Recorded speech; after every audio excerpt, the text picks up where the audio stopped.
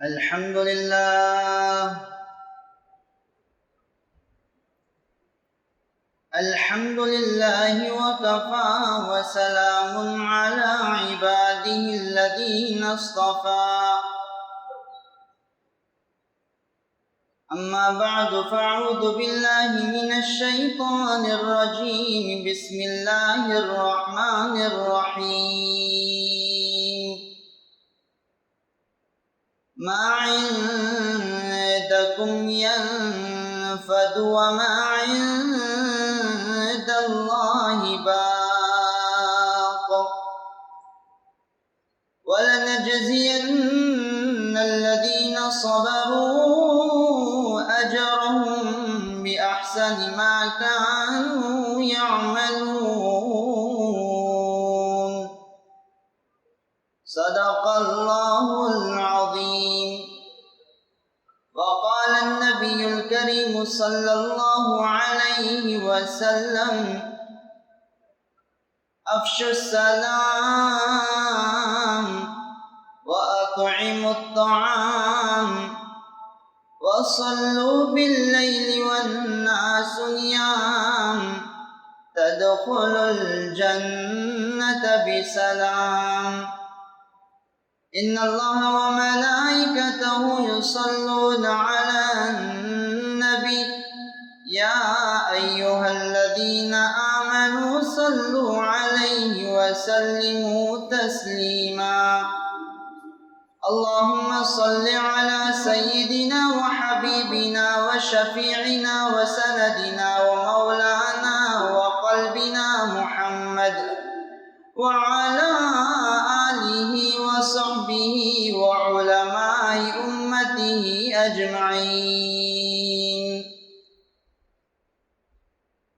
قابل صدر بزرگوں اور دوستوں، اللہ تعالیٰ نے کائنات کے چوراہے پر حضرت ایمان والے کو ایک سنتری کی حیثیت سے پیدا فرمایا اور اس کے عمل کو بہت قیمتی بنایا. جس طرح سے گاڑیوں کو کنٹرول کرنے کے لیے اور گاڑیوں کو اور جانوں کو حوادثات سے بچانے کے لیے چوراہے کے اوپر ایک حوالدار کو مرتب کیا جاتا ہے، رکھا جاتا ہے. یعنی کہ آج کل کے جدید دور کے اندر اشارات اور سگنل لگائے جاتے ہیں کہ جب تک یہ چلتی رہیں گی ساری گاڑیاں اپنے حساب سے چلتی رہیں گی، کسی گاڑی کا ایکسیڈنٹ نہیں ہوگا، کسی کا جانی نقصان نہیں ہوگا. یہ اس وجہ سے ہے کہ چوراہے کے اوپر لگا ہوا سگنل یا موجود حوالدار اپنی ذمہ داری کو بخوبی نبھا رہا ہے. لیکن جو ہی یہ سگنل کے اندر گڑبڑ ہو جائے گی یا یہ حوالدار اپنی ذمہ داری کو چھوڑ دے گا تو کسی گاڑی کو سمجھ میں نہیں آئے گا کہاں سے کہاں جانا ہے،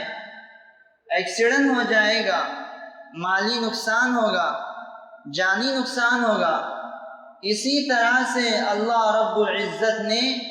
اس کائنات کو حوادثات سے بچانے کے لیے، کائنات کے نظام کو صحیح چلانے کے لیے آسمانوں کا نظام، زمین کا نظام، ہواؤں کا نظام، سمندروں کی گہرائی کا نظام، پہاڑوں کا نظام، انسانوں کا نظام، جانوروں کا نظام، ذرے ذرے کا نظام جو اس کائنات میں چلتے رہے گا، اس کا سارا تعلق حضرت ایمان والے کے عمل اور اس کے ایمان کے ساتھ میں ہے. اس کا چھوٹا سے چھوٹا عمل دنیا کے اندر نہیں بلکہ آخرت کے اندر میزان کو متاثر کرے گا. قرآن کریم کہتا ہے فَمَن ثَقُلَتْ مَوَازِينُهُ فَأُولَئِكَ هُمُ الْمُفْلِحُونَ. کہ جب اعمال کو تولا جائے گا، ترازو کے اندر اچھے اعمال کو رکھا جائے گا، دوسرے پلڑے کے اندر برے اعمال کو رکھا جائے گا، تو قرآن یہ کہتا ہے کہ جس کی ایک نیکی کے وزن سے اچھے اعمال کا پڑھا ذرا بھی جھک جائے گا، قرآن کہتا ہے کہ وہ کامیاب ہو جائے گا۔ سورہ القاریہ میں اللہ فرماتے ہیں فَمَن ثَقُلَتْ مَوَازِينُهُ فَهُوَ فِي عِيشَةٍ رَاضِيَةٍ۔ کہیں بھی یہ نہیں کہا ہے کہ بس گناہ ہی گناہ ہوں گے تو جہنم میں جائے گا، گناہ کا نام و نشان نہ ہو، بس نیکیاں ہی نیکیاں ہو تو جنت میں جائے گا، نہیں۔ میزان کا معاملہ یہ رکھے گا کہ دونوں چیزیں ہوں گی، برائی بھی ہوگی نیکی بھی ہوگی، اللہ دونوں کو تولے گا۔ اب وَأَمَّا مَنْ خَفَّتْ مَوَازِينُهُ، ایک برائی بھی اگر اس کے اوپر چلی گئی اور نیکی کا پڑھا جھک گیا، اللہ اس کو عیش والی راحت والی جنت والی زندگی میں داخل فرمائے۔ ایک برائی بھی زیادہ ہو گئی، پڑھا جھک گیا، فَأُمُّهُ هَاوِيَةٌ، اب اس کی سزا جہنم ہوگی۔ معلوم ہوا کہ ہمارے اور آپ کے اعمال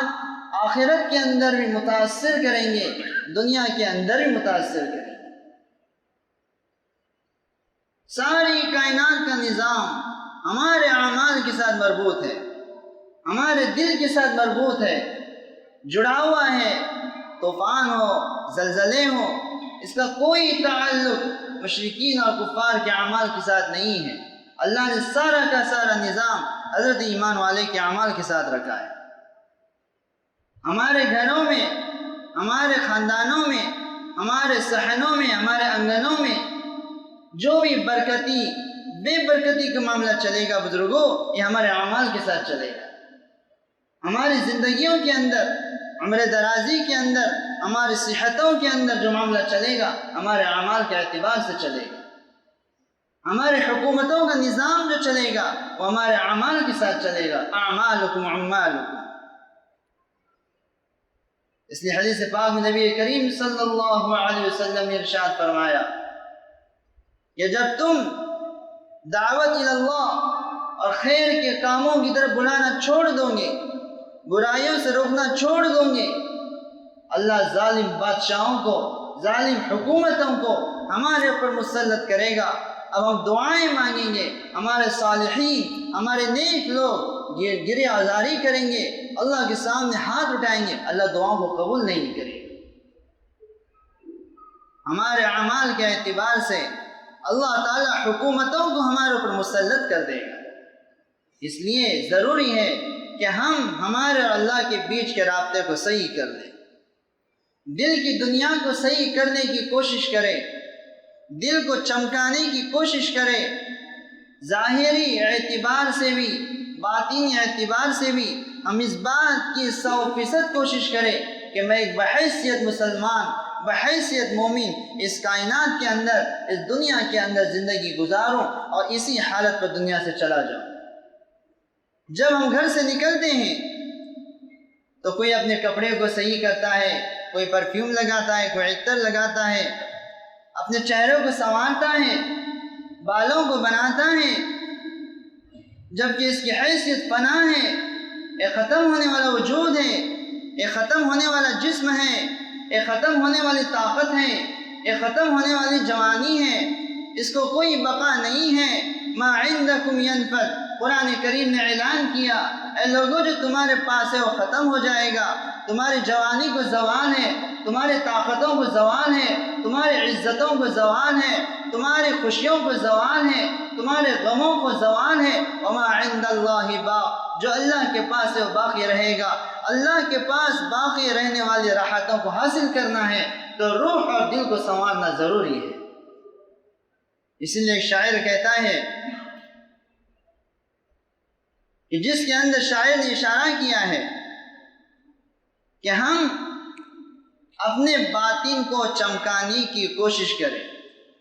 ذکر اللہ کے ذریعے سے، دعاؤں کے ذریعے سے اپنے دل کو سنوارنے کی کوشش کریں، اس لیے کہ دل کا تعلق اللہ کے ساتھ ہوتا ہے، اور دل کے چمکانے کا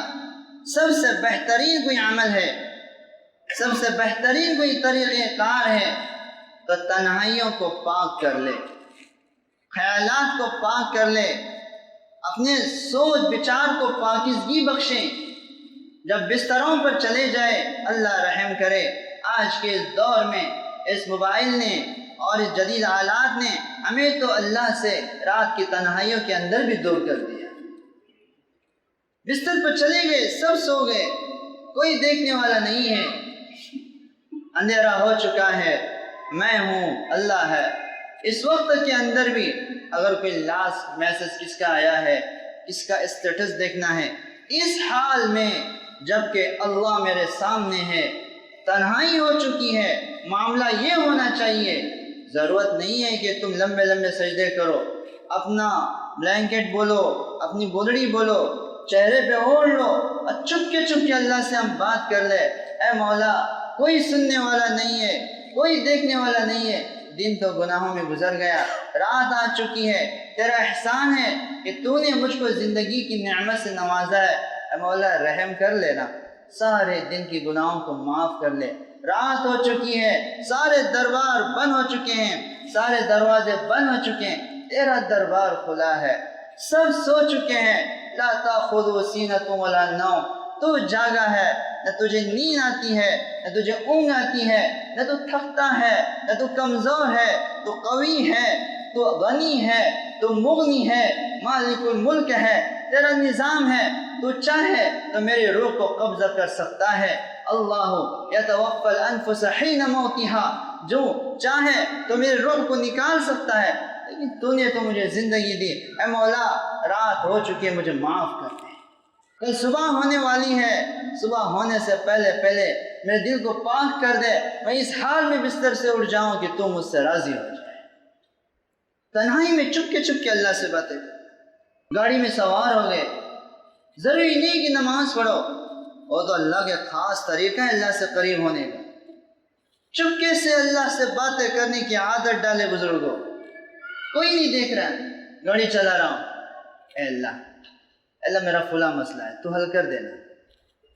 اللہ سمیع ہے، اللہ قریب ہے، خدا کی قسم ہم دل میں سوچتے ہیں، خیال لاتے ہیں، اللہ ہماری بات کو سن لیتا ہے۔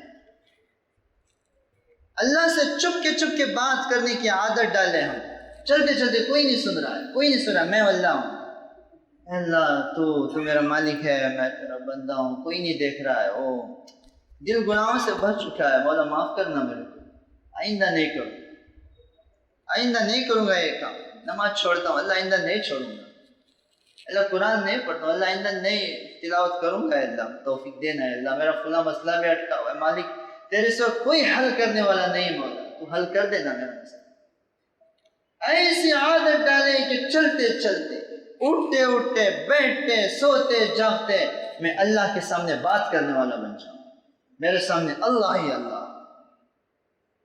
اس لیے شاعر کہتا ہے، منہ دیکھ لیا آئینے میں پر داغ نہ دیکھے سینے میں، جی ایسا لگایا جینے میں، مرنے کو مسلمان بھول گئے۔ ظاہر کو سنوار رہا ہے، دل کو سنوارنے کی کوشش کرے، اور دل اس عمل سے چمکے گا۔ راتوں میں اٹھے اللہ سے مانگے۔ حضرت ابو سعید خدری رضی اللہ تعالیٰ عنہ فرماتے ہیں، نبی کریم صلی اللہ علیہ وسلم نے ارشاد فرمایا، 3 لوگوں کو دیکھ کر رب مسکراتا ہے، 3 لوگوں کو دیکھ کر رب اللہ مسکراتا ہے اس کی شان کے مطابق۔ ہم میں سے کئی ایسے ہوں، اگر ماں ناراض ہے ہم سے اور ہم چہرے پہ دیکھ کے مسکرا جائے تو کتنی خوشی ہوتی ہے، میری ماں مسکرا گئی، میری ماں مجھے دیکھ کے ہنس رہی ہے، واہ۔ بیٹا گھر سے نکل چکا ہے نافرمانی کر کے، اللہ نے توفیق دی اسے، آ کے رو رہا ہے، وہ میرے ابا مسکرانے لگا، میں آ رہا ہوں واپس لے، اور میرا بیٹا مسکرا رہا ہے۔ او چھوڑیے، او لوگ جنہیں اپنی استنجا کا طریقہ معلوم نہیں ہے، حکومتوں کے چلانے والے بڑے بڑے لوگ، جنتری منتری سنتری، ابھی وہ دیکھ کے مجھ کو مسکرا رہا ہے، مجھ کو ہنس رہا ہے اور خوش ہے مجھ سے۔ تو اپنی حیثیت کو آدمی بڑھے، میں بہت بڑا ہو چکا ہوں کہ فلاں منتری مجھ کو دیکھ کر کیا کر رہا ہے، ہنس رہا ہے، مسکرا رہا ہے، دیکھو میرے کو دیکھ کے ہاتھ دکھا رہا ہے۔ دنیا کا سب سے سچا انسان، ساری کائنات کا سچا انسان، جس کی صداقت کی گواہی رب کائنات دیتا ہے، وہ کہہ رہے ہیں قربان جاؤ رحمت عالم صلی اللہ علیہ وسلم کہ 3 لوگوں کو دیکھ کر میرا آپ کا خالق اور مالک، میری آپ کی زندگی کا مالک، میری آپ کی عزت و ذلتوں کا مالک، 7 زمین اور زمینوں کا مالک 3 لوگوں کو دیکھ کر مسکراتا ہے۔ سب سے پہلے او آدمی، رات کالی ہو چکی ہے، سناٹا چھا چکا ہے، کوئی دیکھنے والا نہیں ہے کہ میں کیا کر رہا ہوں، یہ رات میں اٹھتا ہے، اسے رب کی محبت جگاتی ہے، چلو آج کیوں نہ اللہ کے سامنے کھڑا ہو جاؤں، یہ وضو کرتا ہے، کپڑے پہنتا ہے، مصلی بچھاتا ہے، رکعت باندھ لیتا ہے اور کہتا ہے وجہت وجہ سبحانک اللہم، اے میرے رب تو تیرے سامنے کھڑا ہوں، تو مجھے دیکھ رہا ہے، نماز شروع کرتا ہے۔ اللہ کے نبی صلی اللہ علیہ وسلم فرماتے ہیں کہ اللہ تعالیٰ اس بندے کی طرف دیکھ کر مسکرانے لگتے ہیں۔ ہم میں سے کون نہیں چاہتا ہے کہ رب مجھے دیکھ کر مسکرائے؟ اللہ کرے دنیا کے اندر بھی مسکرائے، قبر کے اندر بھی مسکرائے، جب میرا آپ کا جنازہ اٹھے اس وقت بھی مسکرائے، محشر کے میدان میں بھی ہم کو رب دیکھ کر مسکرائے۔ زندگی ہم ایسے گزارے، ان راتوں کی نمازوں سے ہی بندہ بڑا بن جاتا ہے۔ اقبال فرماتے ہیں عطار ہو، رومی ہو، رازی ہو، غزالی ہو، کوئی اپنے فن سے بڑا نہیں بنتا، یاد رکھیے، کوئی اپنے علم سے بڑا نہیں بنتا، رات کے سناٹوں میں رونے والے کو اللہ بڑا بناتے ہیں۔ عطار ہو، رومی ہو، رازی ہو، غزالی ہو، کچھ ہاتھ نہیں آتا بے آہ سحر گاہی۔ دوسرا وہ شخص، اذان ہو گئی، اقامت ہو گئی، صفیں بن گئی، اب تو اذانوں کا اثر بھی ہمارے دلوں پہ نہیں ہوتا ہے، اللہ اکبر کی صدا لگ رہی ہے اور میں اپنے کاروبار کو چھوڑنے تیار نہیں ہوں۔ صحابہ کا نظام یہ تھا کہ اذان ہو گئی تو آنکھوں میں آنسو ہے اور بدن کپ کپا رہا ہے، اور میرا آپ کا حال یہ ہے کہ اذان ہو رہی ہے اور کہے لگ رہے ہیں، حساب و کتاب ہو رہے ہیں، میرے دل پہ اللہ اکبر کی اذان اور اللہ اکبر کی صدا اثر نہیں کر رہی ہے۔ یہ معمولی بات نہیں ہے دوستو، یہ ہمارے ایمان کو پرکھنے کا معیار ہے کہ میرا ایمان کس معیار کو پہنچا ہوا ہے، کہ صفیں بن گئی اور نماز کے لیے کھڑے ہو گئے، ایک دوسرے کو مل کے کھڑے ہو گئے۔ حضور فرماتے ہیں کہ رب ان صف والوں کو دیکھ کر مسکراتا ہے۔ اللہ کرے ہم بعد جماعت نماز پڑھنے والے بن جائیں۔ ہمارے مسائل کا حل تو اللہ نے نمازوں میں رکھا ہے، سجدوں میں رکھا ہے، لیکن حل تو ہمارا باہر تلاش کر رہے ہیں کہ یہاں ہوگا وہاں ہوگا۔ صحابہ کرام نے، تابعین نے، تبع تابعین نے عملی طور پہ کر کے دکھایا، سجدوں میں جا کے اپنے مسائل کو حل کروایا، بڑی بڑی جنگوں میں فتح سجدوں میں حاصل ہوئی، بڑی بڑی حکومتوں کو شکست سجدوں میں ہوئی۔ لیکن ہمارا شکوہ بھی ہے کہ میں تو نمازیں پڑھتا ہوں، سجدے کرتا ہوں، مسئلہ حل ہی نہیں ہوتا ہے۔ تو ہوتا بھی کہاں سے؟ نماز بھی تو جاندار ہونی چاہیے نا۔ نماز تو یہاں پڑھتا ہے اور دل تو باہر اٹکا ہوا ہے، دکان میں، کاروبار میں، تجارت میں، کہ نماز تو یہاں رکعت باندھ لی ہے، دل کہتا ہے کہ نہیں وہاں جو ہوگا اسے وہیں سے ہوگا، دکان سے بنے گا، عزت تو وہاں سے ملے گی، فائدہ وہاں سے ہوگا۔ اس کو بھی اقبال نے عجیب انداز میں بیان فرمایا، میں جو سر بسجدہ ہوا کبھی تو زمین سے آنے لگی صدا، تیرا دل تو ہے صنم آشنا، تجھے کیا ملے گا نماز میں جو سر بسجدہ ہوا کبھی، کہ سجدے میں سر رکھا ہے اور دل کہتا ہے کہ دنیا سے ہوگا، تو مسئلہ کہاں سے حل ہوگا؟ یہ تو بے وفائی ہے اللہ کے ساتھ میں۔ وفا تو یہ ہے کہ جہاں پہ جسم کو کھڑا کیا ہے دل کو وہاں پہ لگانے کی کوشش کرے، اور یہ ساری چیزیں دعاؤں سے ملیں گی۔ اس لیے کہہ رہا ہوں بار بار کہ چپ کے اللہ سے مانگا کرے، چلتے پھرتے رب سے رابطہ جوڑے، ہاتھ مت اٹھاؤ، بس مانگتے رہو۔ اللہ نماز میں کچھ مزہ نہیں آتا، اللہ مزہ دینا۔ اللہ میرا دل تیرے غیر کی محبتوں سے بھرا ہے، میرا دل تو اللہ تیرے قدرت میں ہے نا، میرے دل کو تیرے غیر کی محبت سے پاک صاف کر دے۔ مانگے اللہ سے، دنیا تو مانگتے نا، وہ پیسے ختم ہو گئے، قرض میں ڈوبا ہوں، یہاں نہیں چل رہا ہے، وہ تو اللہ سے مانگتا ہے، دل نہیں لگتا اللہ کے سامنے، اس کو نہیں مانگتا ہے۔ جبکہ یہ اصل ہے، اللہ نچوڑنے والا ہے اس دل کو قبر کے اندر، اس میں کیا لے کے آیا ہے، اس میں کتنا میں ہوں، کتنی دنیا ہے۔ یا ایھا الناس ان وعد اللہ حق فلا تغرنکم الحیات الدنیا ولا یغرنکم باللہ الغرور۔ اے لوگو، اللہ کا وعدہ سچا ہے، تمہیں یہ دنیا کی زیب و زینت، تمہیں یہ دنیا کی رونقیں دھوکے میں نہ ڈالے، اور ایک دھوکے باز تمہارے ساتھ لگا ہوا ہے، وہ تم کو دھوکے میں نہ ڈالے، وہ شیطان ہے۔ شیطان کی دشمنی کا اللہ نے اعلان کیا، ان الشیطان لکم عدو فاتخذوه عدوا، شیطان تمہارا کھلا دشمن ہے، اس کو دشمن ہی رکھو۔